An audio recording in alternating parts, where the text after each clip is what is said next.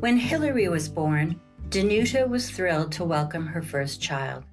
She and her husband had cobbled together the money to buy a house in North Toronto, and she used her mat leave to embrace her new life by attending local parenting groups, making new friends, and enjoying her newborn. Her second daughter arrived 20 months later. The young sisters were always busy making castles in their sandbox and toddling around the backyard. Hilary was very skilled physically. She tried out a multitude of sports, tending to quit as soon as she became proficient in each one. The family loved camping and returned often to Algonquin Park, becoming very familiar with its geography.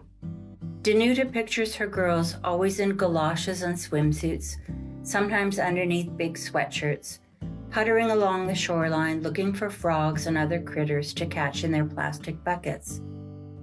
As soon as they got older, they loved resort vacations south where they eagerly joined in all the recreational activities. From a very young age, Hilary was concerned about her appearance. By 10, she was convinced she looked fat and avoided being photographed. Danuta had grown up in a family where physical attractiveness was prioritized and did her best to counter this message and mitigate its harm. Her mother and other family members on both sides lived with serious mental illness. Hilary developed an eating disorder in her early teens and seems to have been genetically unlucky in terms of her health. Hilary felt things very intensely. She overreacted to small defeats and had trouble bouncing back from them. In grade 10, she started to struggle in school, and by grade 11, she was debilitatingly ill with bulimia.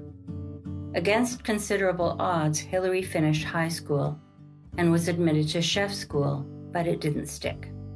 She decided to try university and earned the missing credits she needed for admission. She was accepted at Concordia in Montreal, but it was too much for her to handle.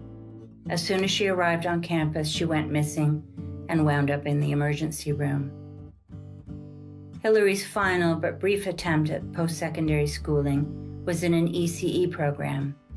She had unlimited patience for small children, even if it took them 20 minutes to locate and put on one shoe.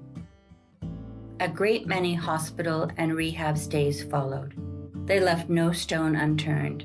Danuta sadly concludes, "Nobody could help my Hilary."